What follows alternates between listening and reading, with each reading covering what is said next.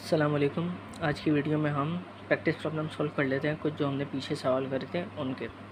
तो पहला सवाल है, consider the following communication system. एक कम्युनिकेशन सिस्टम दिया हुआ है और वो बता रहे हैं वो एक सिस्टम है कम्युनिकेशन, और उसके अंदर क्या प्रॉपर्टी है, where C T is equal to cos omega C T. C T जो ये सिग्नल है वो उन्होंने बता दिया कि कॉस ओमेगा सी टी है। और आगे क्या बोल रहे हैं, determine wither it is memory less and L T I. ये जो सिस्टम उन्होंने बता दिया है, एक सिस्टम बेसिकली सिस्टम ये है, एक्स ऑफ टी इनपुट है, वाई ऑफ टी आउटपुट है, और ये जो सिस्टम है इसके अंदर कुछ ट्रांसफॉर्मेशन हो रही है। क्या उसको इन्होंने डब्ल्यू ऑफ टी कह दिया है। और डब्ल्यू ऑफ टी कैसे जनरेट हो रहा है सी ऑफ टी को, जो कि आपके पास ये है, उसके अंदर पाई/2 का शिफ्ट होके वो इनपुट हो रहा है सिस्टम में। तो वो जो इन दोनों का आउटपुट आएगा वो आएगा वाई ऑफ टी। तो वो बोल रहे हैं कि ये जो सिस्टम है मेमोरी लेस है और एल टी आई है। अगर ये है तो आप बताएं। तो सबसे पहले तो हम कर लेते हैं फॉर मेमोरी लेस सिस्टम। अब एक सिस्टम मेमोरी लेस कब होता है, since the value of output depends on only the current input X of T, as there are no elements in the as there are no delay elements in the system, therefore the system is memoryless. भाई जब मैं memoryless और memory systems पढ़ा रहा था तो मैंने बोला था कि कोई भी सिस्टम के अंदर अगर डिले या एडवांस का एलिमेंट लगा हुआ वो तब मेमोरी लेस या वो तब मेमोरी सिस्टम होता है। अब यहाँ पे जो आपके पास एक्स ऑफ टी है वो इंस्टेंटेनियस इनपुट है, सी ऑफ टी जो कि कॉस ओमेगा सी टी है उसके अंदर भी कोई डिले एलिमेंट नहीं लगा हुआ। अब डिले एलिमेंट जब यहाँ पे भी नहीं है ना यहाँ पे है तो फिर आउटपुट भी डिले और एडवांस होकर नहीं आएगा, वो भी इंस्टेंटेनियस आउटपुट जनरेट होगा। तो यही चीज़ को आप वर्डिंग में करके लिख दें कि ये सिस्टम आपका मेमोरी लेस है। आगे उन्होंने बोला है कि सिस्टम एल टी आई है या नहीं है वो भी बताएं। तो फॉर एल टी आई हम क्या करेंगे, let x one of t is equal to a one x one T plus a two x two of t. ये लीनियरिटी की प्रॉपर्टी है। लीनियरिटी का फॉर्मूला होता है transform of A one x one T plus a two x two t बराबर होता है a one transform of x one T plus a two transform of x two T. ये मैंने लिख दिया है।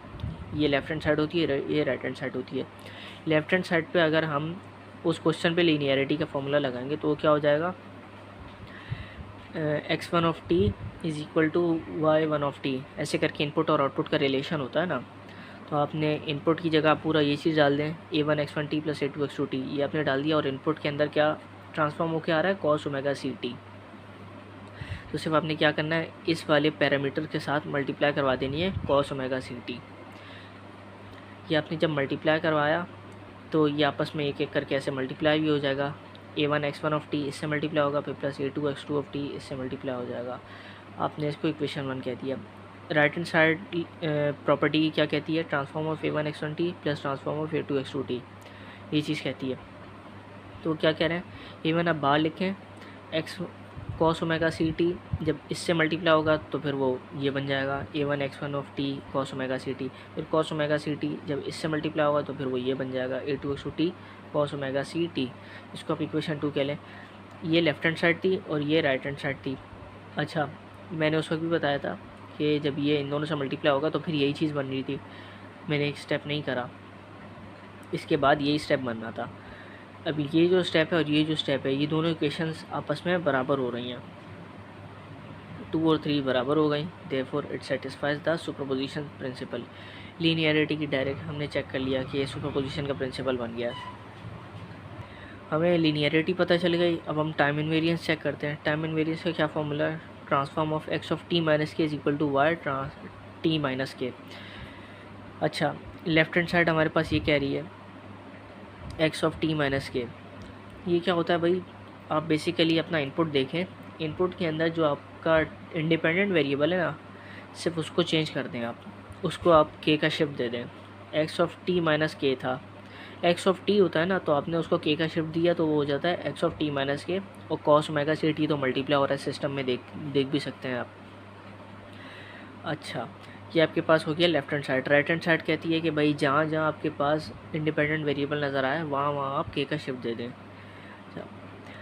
अब वाई ऑफ टी माइनस के यानी कि राइट हैंड साइड बराबर होती है एक्स ऑफ टी माइनस के कॉस ओमेगा सी, और यहाँ पे भी टी आ रहा है ना, तो यहाँ पे भी आपके पास के का शिफ्ट आएगा, बल्कि ये टी नॉट नहीं है, ये आएगा के।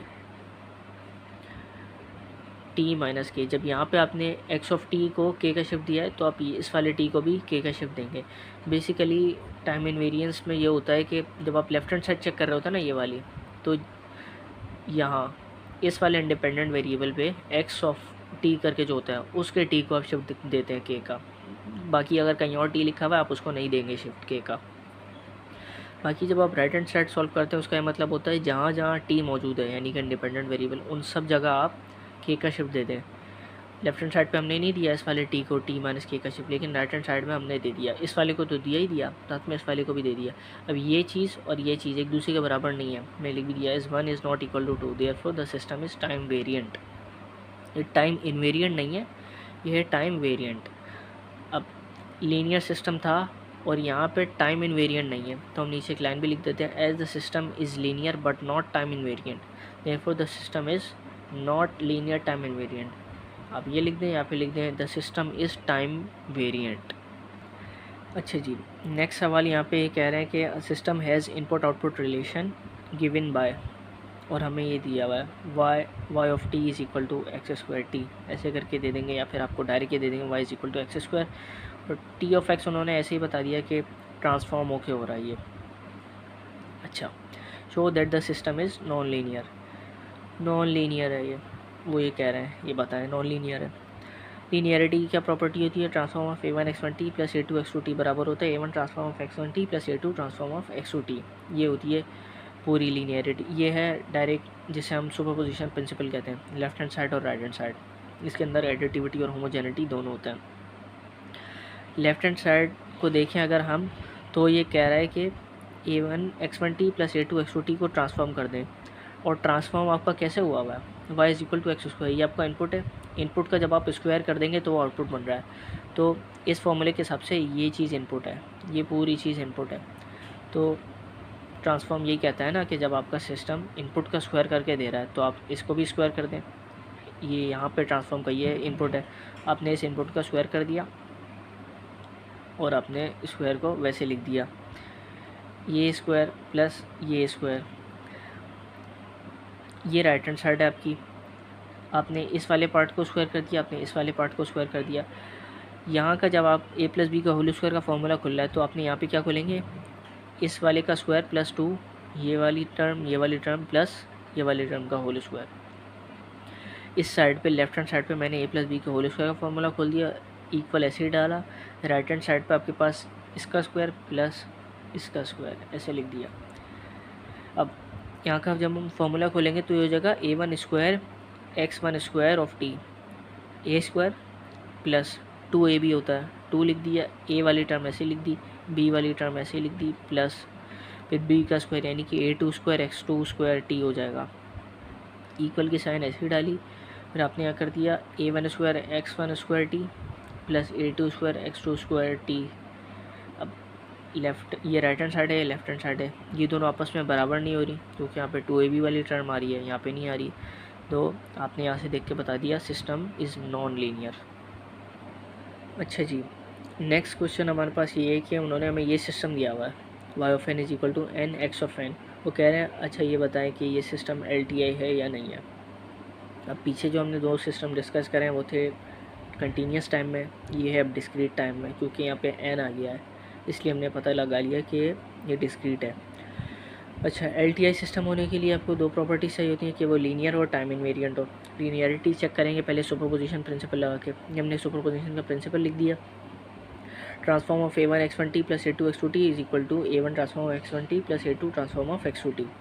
सही है। अच्छा जी, लेफ्ट हैंड साइड पे हमारे पास ये पूरा इनपुट होता है। अच्छा, यहाँ पे क्या हो रहा है, इनपुट x ऑफ n जो इनपुट है उससे n मल्टीप्लाई होकर आउटपुट जनरेट हो रहा है। तो ये जो इनपुट है इससे भी हम n मल्टीप्लाई करवा देंगे ताकि आउटपुट जनरेट हो। इस वाले पार्ट से हमने n मल्टीप्लाई करवा दिया। a1 और a2 यहाँ पे कुछ भी नहीं है, 1 है सीधे, क्योंकि यहाँ पे आपके पास वो जो कोफिशिएंट कहलाता है वो 1 है। x ऑफ n का, n तो वेरिएबल है, उसके साथ कोई कोफिशिएंट नहीं लगा हुआ, वो 1 है x ऑफ n का। तो आपने उसको a1 a2 को 1 1 कर दिया, x1 of n plus x2 of n ऐसे ही लिखा, और n उससे मल्टीप्लाई हो रहा है वो आपने यहाँ लिख दिया। राइट हैंड साइड पे आपने क्या लिखा है कि भाई ये जो चीज़ होती है वो इसके बराबर होती है। A1 और A2 1 है, transform of x1 of t plus transform of x2 of t, ये रह गया यहाँ पे। x1 और x2 आपके पास x ऑफ n थे, जिनको आपने x1 और x2 n करके चला रहे थे। बाद में उसके पास आपके n मल्टीप्लाई हो रहा था, तो n आपने यहाँ पे भी मल्टीप्लाई करवा दिया, n आपने यहाँ पे भी मल्टीप्लाई करवा दिया। इन दोनों को जब आप खोलेंगे तो n इससे मल्टीप्लाई हो जाएगा, n इससे भी मल्टीप्लाई हो जाएगा, ये आ जाएगी चीज़, और ये चीज़ ऐसे ही आ गई। ये दोनों चीज़ें बराबर हैं, तो आपने लिख दिया सिस्टम इज़ लीनियर।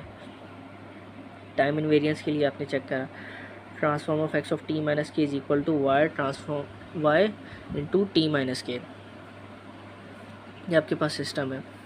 अब आपने क्या करा, n x of n minus के, मैंने क्या बोला था, आप सबसे पहले ये वाली साइड लिखें, सबसे पहले आप इंडिपेंडेंट वेरिएबल को शिफ्ट दे दें। ये इंडिपेंडेंट वेरिएबल है लेकिन ये x ऑफ n के अंदर नहीं है, इसलिए आप सिर्फ इसको k का शिफ्ट दें। लेफ्ट हैंड साइड पे आपने इसको दे दिया, इसको नहीं दिया।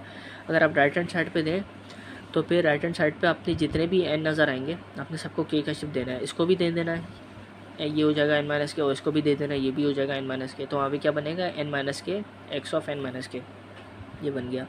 ये दोनों चीज़ें बराबर नहीं है, तो आपके पास सिस्टम टाइम वेरिएंट है या फिर टाइम इनवेरिएंट नहीं है। Hence overall system is not LTI system.